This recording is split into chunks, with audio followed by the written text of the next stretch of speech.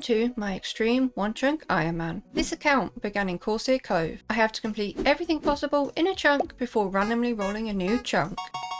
This could mean killing thousands of a single NPC, or getting a 99 using some of the worst methods possible. All these grinds will be completed following the basic extreme chunking rules. You can find these in the description below. Last episode I completed the second chunk on the account after getting very lucky on a curved bone drop from ogresses, and got stuck on a long grind needing to kill thousands of additional ogresses just to collect enough runes to hit my goal of 55 magic. It's time to roll a new chunk. So far I have got some great gear upgrades that will be my best in slot for a while, and some nice starter combat stats for whatever monsters lurk in my future chunks. There are only two possible chunk rolls at the moment. Surprisingly, both with not much to offer.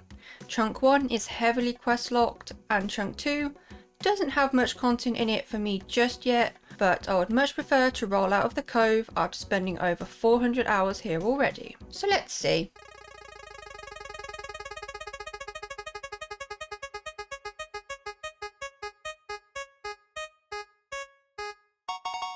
Amazing, yes, that is the one I wanted.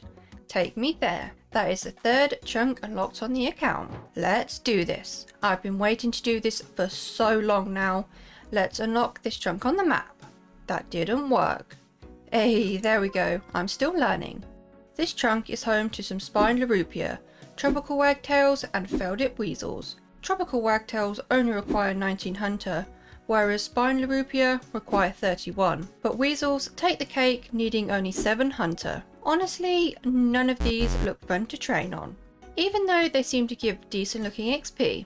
The Larupia and weasels do drop some interesting fur though, which can be made into this sexy looking outfit. Amazingly, they actually give some nice defensive stats, which would be really good for the account as I currently don't have any top or bottom pieces. But then I discovered I would need the fancy clothes store to make them, which is all the way in Varrock. So back to the fancy looking birds, and from those I can get some cool looking feathers. Great, right? Just what I've always wanted. They look cool, but they just act the same as normal feathers. So let's move on. I also have this cave within my chunk that is home to red chin chompers. Now that's more like it. They provide really good hunter experience per hour and are a really chill training method. But once again, I can never use this cave. Not only is it locked behind the Western Province Hard Diary, which I definitely won't be completing anytime soon with my current stats, red chin chompers are also locked behind the Eagle's Peak quest. Because of, you guessed it, bots. Hello there. As you can see, it definitely helped as these are 100% legitimate players, and this added requirement isn't just more annoying for real players. It really sucks as I loved catching chins back in the day. You know, that little bit of extra fun, shooting one and trying to get it to explode in someone's face. Oh well, back to reality. This chunk also has the first skill cape on my journey, 99 Hunter. But even though I have access to 3 new hunter methods, I still cannot train hunter until I unlock this chunk in Yanil. This chunk has the hunter shop, which holds all the supplies I will need to train the skill. With no tasks to complete in this chunk, let's roll another chunk. It's the first time I have so many chunks to choose from, the numbers growing with every roll. The Myths Guild is still a contender for my next chunk. Chunk 2 is just a land chunk with some terrain. There will be a few of those chunks on the map, just because of how the map chunks work, but chunk 3 can offer me some more future hunter methods, so I would be pretty happy with that one, and chunk 4 can offer me some tasks to improve my stats. My hope is for chunk 3, so let's see.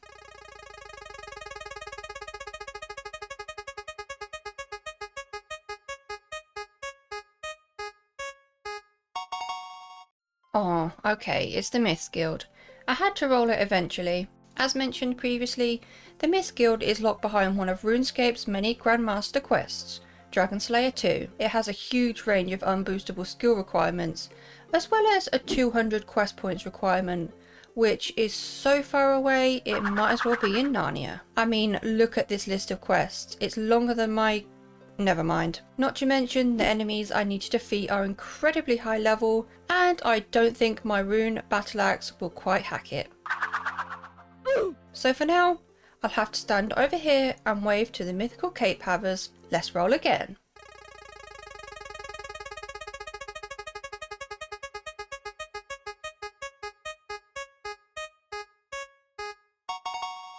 Hey, there we go. It may not have any new goals for me to work on, but this time we have 3 more new hunter methods. Some barbtail kebbits, some crimson swifts, and some black warlocks. Thankfully, crimson swifts are a level 1 hunter method, so once I roll that nil chunk, I am set to get hunting. But for now, time for another chunk.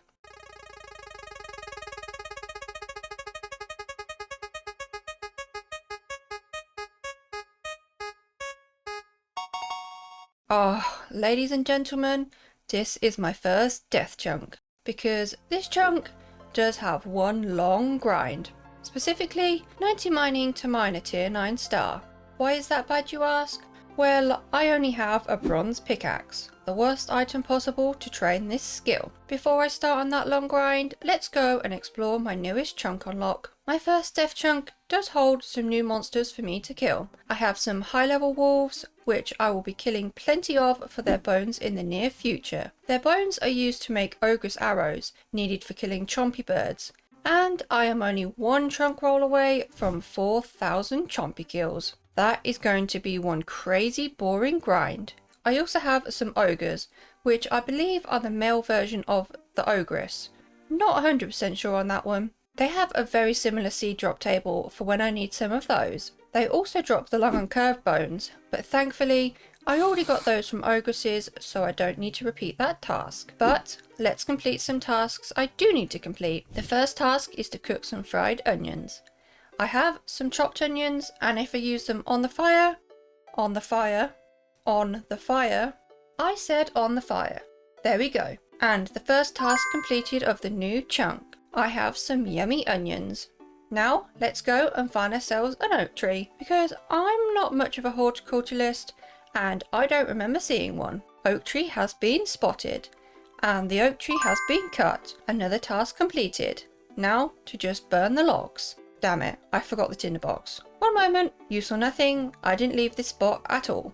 Let's light the logs and complete another task. Hey, that sure went smoother than the other logs. The next task is to fletch an oak shield, which means I need to get 27 fletching, and I am currently only 11. This time at least, I think I have plenty of trees to choose from. Ooh, don't mind if I do. That's the first nest I can bank, and this is the first chance at a completable clue step. Never mind, it's miscellanea. While I'm on the topic of clue scrolls, there are only 5 total clue scrolls that are in my chunks. 1 easy step, 3 medium steps, and 1 master step. The master step is the anagram Rip Maul, which takes me to Premier in the Myths Guild. I won't be completing Dragon Slayer 2 anytime soon, so I think I can discount that one. The single easy step requires me to dig under Ithoy's cabin, which is easily completable, so I take that one. Finally, the 3 medium clue steps. One is another anagram step for Madame Caldarium, next to the spa in the Corsair Cove. Another healthy 0 requirement step. I do love those. And the other 2 are coordinate steps, taking me to just north of the AKS ferry ring and to the southeast edge of Feldip Hills. That gives me 4 potential clue scrolls I can juggle for the small chance at a casket. A very, very small chance.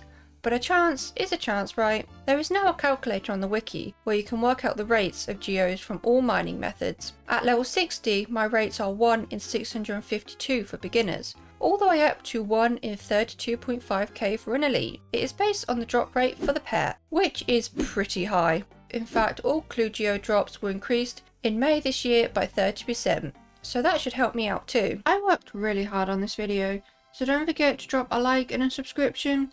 And if you'd like to provide additional support, check out my membership down below. Thank you! And there is the fletching level. I can now fletch oak shields, which is actually the last short-term task of the chunk. There we go. Now to come to terms with this next one. I need to mine a tier 9 star, which requires 90 mining, or rather 5,346,332 XP. Not a small number. There are 79 possible landing locations for stars, and I have access to 2 out of the 79 locations. Not the best odds. Stars fall every 90 minutes, 1 in each world, so I have a 2.5% chance each world to have a star that I can reach. I've worked with worse odds. However, there are 2 additional problems. I only have a bronze pickaxe, and I need 10 mining in order to start mining stars. The lowest level star is a tier 1, which requires 10 mining. Each tier requires its tier level times 10. There is only one way I can get 10 mining in my chunks, and it's something that I had no idea even existed. Piles of rocks. Each rock gives me 1 XP. Yes, you heard correctly, 1 measly XP. So not only do I need 5.3 million XP with my bronze pickaxe, I need to mine 1,154 rocks, 1 XP at a time. Doesn't that sound thrilling? So while I do that, let's work out how long the stars are going to take. I only have a bronze pickaxe, which has a chance at a successful hit every 8 game ticks. There are 100 game ticks a minute, or rather 6,000 game ticks an hour. This means I have the chance at 750 possible hits an hour. However, my mining level also plays a role in my chance of getting stardust and therefore an XP drop. At level 10 I have a 30% chance of being successful, and at 99 I have a 46% chance. This grows linearly as my mining level increases. I have done the calculations, and with my bronze pickaxe it will take me roughly 525 hours for 90 mining, which does not include actually finding the stars, waiting around for them to be in my level, and the time between spawns. The only way to speed up this grind is to figure out any way to upgrade my pickaxe. The better the pickaxe, the less ticks for a successful hit and the higher my XP rates can be. There it is, 10 mining. I can now mine the first tier of star. That took around 12 hours of clicking the rock, so it wasn't too bad. Nothing compared to what's next. I need to find my first star and wait around for it to be tier 1 for 7 minutes of glorious XP. But first, I'm going to bed because I've been clicking a singular rock for 5 hours straight. The star mining grind begins tomorrow.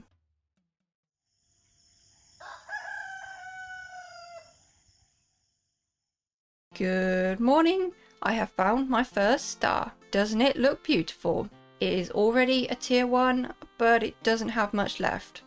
It's the start of my XP journey to 90 mining. Shit, it just despawned after 2 dust. Well, that is incredibly annoying. Time to find a new star. I'll be using the Star Miners and the Shooting Stars plugin to find and share my stars. The Star Miners plugin will give me this call button so that I can share a star once I have found it. And it also lets people come to my rescue and mine stars down when I need it. The Shooting Stars plugin gives me access to a list of scoped stars, so I know where exactly to look. There is a global and a private version. You need to join the Star Miners Discord to get the key for the plugin, so I'll link that Discord below. All the star calls go to this website, which I highly recommend. I will link it below as well. It makes finding active stars in your area, or just anywhere, super convenient. You will see my name on there a lot. A good friend also made this spreadsheet where I can input all of the scouted worlds and receive a list of all the unchecked worlds. So I can make sure all the worlds have been checked and covered before I have to AFK for an entire 90 minutes without a single star to mine. A new star has been found, and I get my first Stardust bonus with it too. Finding a new fallen star gives you 300 dust bonus, which means you can mine 2 dust for the next 300 dust on any star. These bonuses don't stack, they just reset if you find another fresh star. My plan is if I call this tier 6 in world 324, when the other star in 506 is at tier 5, world 324 will be 1 tier behind, and I can mine 506 at tier 1 and then hop straight to 324. Fingers crossed. It's my time to shine. Go bronze pickaxe, go. These tier 1 stars would have been a lot more chill when a tier 1 lasted 20 minutes. The first star is about to go poof, and it got me to 14 mining. 1 or 2 more of these and I should reach the second tier. There it is, 4 stars and I reached 20 mining. That will actually help a lot because this is a lot of standing around at the moment. As stars only fall from tier 6 to 9, it means each star I find I have to wait 7 minutes per tier. That's between 35 to 56 minutes every single star, which really adds to the time of how long this grind is going to take. Speaking of waiting around, there is 25 minutes until the next stars, and I am just over 200 XP away from 30 mining for another tier of star. So instead of standing around, I am back at the piles of rocks to mine another 200 and progress to the next tier of star. There is 30 mining, but after checking the spawn points, there is not a single pay to play star in my locations. Maybe it's worth checking the free to play spawn point, even though stars give half XP in free to play. You know what? XP is XP, so I'll also mine in free to play. It does take away my chance at clue geodes and the pet, but I really don't like XP wasting. Many hours later and I hit 40 mining. Now if I can find a tier 6 star, I only have to wait 40 minutes, which is much better in my opinion. Let's get these XP rates up, because 5.6k XP per hour really is not great at the moment. Oh, that is the first hard clue geode from stars. Let's see the step. Oh, you know what? That actually isn't too far away from me. I have no hard steps in my available chunks, so I think I might actually keep that. I think I've just found a bot farm. This guy is in every single world. The same name, but a slightly different number. It must be a bot farm in the making, right? I just realised they are free to play worlds, so what can I expect really? I probably also look like a bot at the moment. A huge milestone level reached for 60 mining. I can finally mine 25% of the stars as they fall. Ignore the fact that I missed 50 mining. I was actually mining on my iPad in bed. Oh, that was unexpected. 11 agility. I guess I have officially hopped back and forth enough times to get an entire agility level, 1 XP at a time. That's pretty cool. 135 hours later, and I can now mine tier 7 stars. Definitely feeling the time between milestone levels now. I am 50 hours over the predicted time already, so I'm now predicting this is going to take around 700 hours. I have decided that instead of just standing around between spawns, I'm going to train up some agility instead. There is no chunk requirement for these levels, but run energy regen is never a bad thing, even if it comes in 1 XP at a time. Okay Jagex, hear me out here. If I was an Edfield chunker, I would be elated right now, but this is the 4th time I've had this Vanica step, and I just thought I would remind you that I'm actually in Corsair Cove. Absolutely massive level coming in, 18 mining. I find so many tier 8 stars, so this is going to be insane to increase my XP rates. The last tier unlocked until I can mine that juicy tier 9 star, and this gives me the ability to mine 80% of the fallen stars. Currently I am 294 hours into this grind, so still about 92 hours over the estimate. Last episode I decided to do some pre-planning and made the decision to use all my future XP lamps on farming, until I got myself 28 farming for the hops patch in Yanil. Well, this XP book will get me exactly that. Now I'm not sure what I will lamp next, so I may just keep them until I have a new lamping goal. What do I do when the game has just updated and there are no stars? Well, I hop the rock back and forth for some agility levels. Speaking of, there is 15 agility. That is 5 levels just from this rock. Fun fact, I can actually hop this 800 times an hour. So not that bad XP per hour at these lower levels. Well, I have officially just made a fellow chunkman's year. Corsair Curse is the original Cove chunker and needed a bronze axe to get up his fletching. Well, I was recording some b-roll and came across this axe spawn behind the Hunter Cape guy. He is currently 30,000 goblin kills deep trying to juggle for an axe from an easy clue. And now he can get fletching. If only he could find me a pickaxe upgrade as well. Aw, he made a pickaxe sacrifice in my honour. Maybe I could just pick one of these up? Please? Please? Please? Aw, okay. Was worth a shot. I'm happy I managed to help someone out though. I just have to say, before I am finally done with this grind, this has been made so much harder with leaks coming out. Jagex took over 125 worlds and made them into Leagues worlds, which is a separate game mode to the main game. That's meant I've had 125 less worlds for me to find a star into mine. On multiple occasions I went over 4 hours with no stars to mine, and that is with checking every single world including free to play worlds. So that has been a little extra challenge that I wasn't anticipating, but now it is almost over. 1.5k XP to go. It's time, it's finally about to happen. After 755 hours of mining and hunting stars, we are now in one more dust, 90 mining. There it is, I can now mine a tier 9 star. How awesome. I am so happy that is done, I'm not going to lie. I actually lost count of how many clues I got, but as you probably noticed, I didn't show you any completable steps because I didn't get a single one. so no chance at that pickaxe upgrade. And of course, I stacked up a nice amount of dust in the bank. We got 289k, with quite a few finding bonuses in there as well, so that will be some nice crafting XP from gem packs once we reach Falador. Now to find an elusive tier 9 star, hit it with this very well used bronze pickaxe and complete this chunk. Yes, I found that so fast, and we shall mine one singular dust and it will be task completed for our chunk. There it is. Let's cross off the final task of our chunk. I'm going to sit here and mine this tier 9 star with this nice feeling for a moment before I think about what tasks may be lurking in my next chunk. You should drop a subscription to find out, because that will be for next episode. Thank you so much for sticking with me on this long star mining journey. I would like to say a big thank you to those who joined my YouTube membership, my low tier implings, Tierney, my newest high tier impling, along with Tether Blows, a long time supporter. And a special thank you to Davey for being a rare tier impling. I really appreciate the additional support.